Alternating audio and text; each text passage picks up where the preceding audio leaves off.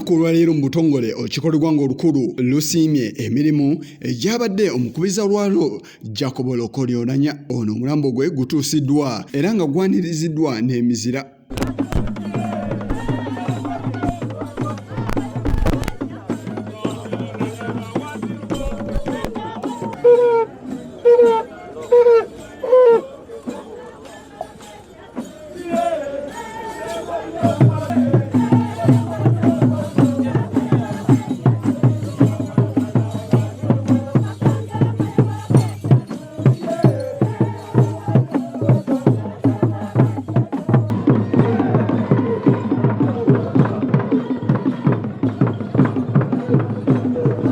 Oluvannyuma guteereddwa mu luggya lw'ekisenge ekiteesezebwamu okumala eddakiika wano we guggiddwa ne guyingizibwa mu kisenge ekiteesezebwamu.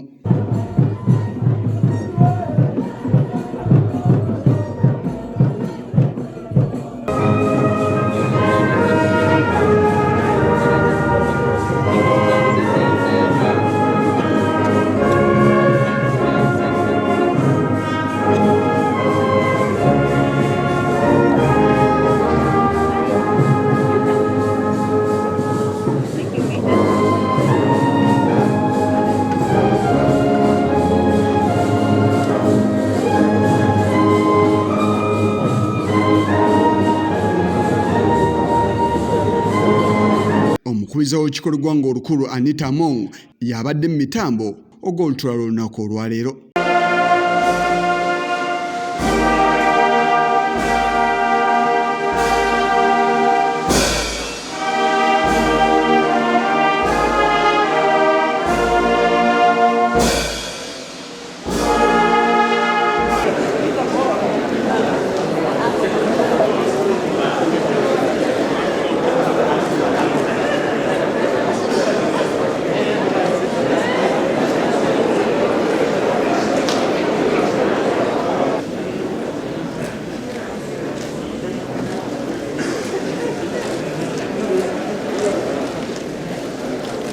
Omumyuka w'omukulembeze w'eggwanga Jessica Lupo yasomye ekiwandiiko ekisemba omugenzi okubeera nga ayogerwako awamu n'okusiima emirimu gye yakolera nnyaffe Uganda. But committed his life to serving God and humanity. He was a Rotarian of the Rotary Club of Kampala Central, and he made the donations to all major Rotary activities in Uganda and contributed generously to the Rotary Foundation of Rotary International to support humanitarian service. Onawagiddwa Ssaabaminisita wa nnyaffe Uganda Robina Nabbanja ayogedde ku mugenzi ng'omuntu abadde ayagala eggwanga lye n'ebintu ebigwa mu kkowe eryo.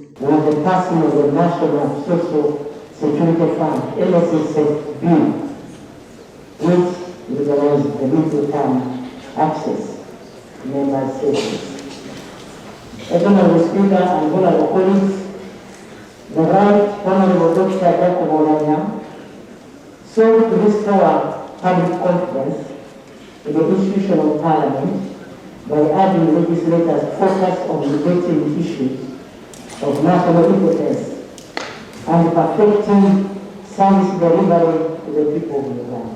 Akulira oludda olw'aba gavumenti Mathias Mpuga Nsamba ategeezezza nti omugenzi ono abadde ayagala nnyaffe Uganda era ng'abadde akola obuteebalira mu kutuukiriza obuvunaanyizibwa bwabwe bwe yateekebwamu nga omukubiza w'olukiiko luno.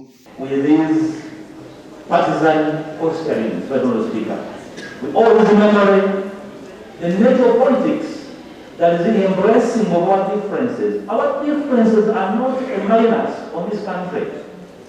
Our diversities, being a nation that is the melting pot of ethnicities, is not a minus.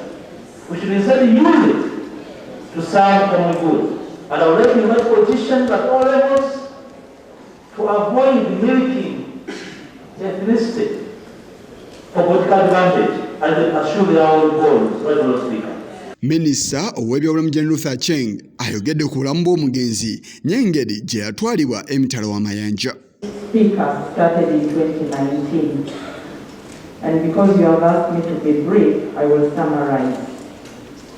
In 2019, he discovered a swelling in the neck. It was a relatively big swelling. And he took it upon himself to seek medical attention in Germany.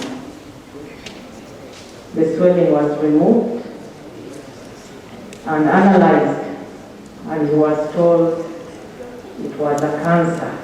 Ono era ayanjudde n'alipoota y'abasawo ku nfa y'omugenzi. His bone marrow could no longer produce red blood cells, white blood cells, or platelets, and he lived on blood and platelets every day. All this resulted from progressive, recurrent, diffuse, large B-cell non-Hodgkin's lymphoma. That is the cancer.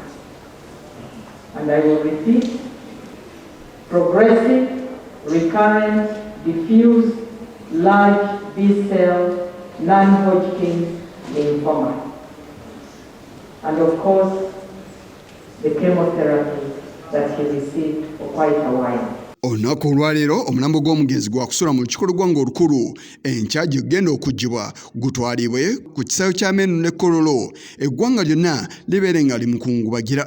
Wano omugenyi omukulu ye mukulembeze gw'eggwanga Yoweri Kaguta Museveni era nga wano wajja okuggyibwa ku ssaawa 9 omulambo gutwalibwe ku bijja bya bajjajjaabe mu disitulikiti Omoro. Eno agenda kumalayo ku lunaku olwokuna ate ku lunaku olwokutaano ateekebwe mu nnyumba ye y'olubeerera. Omugenzi Jacob Lokoli Oulanyah ye mukubiza w'olukiko lw'eggwanga olukulu asoose okufiira mu buyinza era ng'ono emikolo egy'enjawulo gyonna gimukoleddwako nga basiima emirimu gye. The artists are complaining, they're still complaining. So I want to appeal to Mrs. Harrison, the Vice President.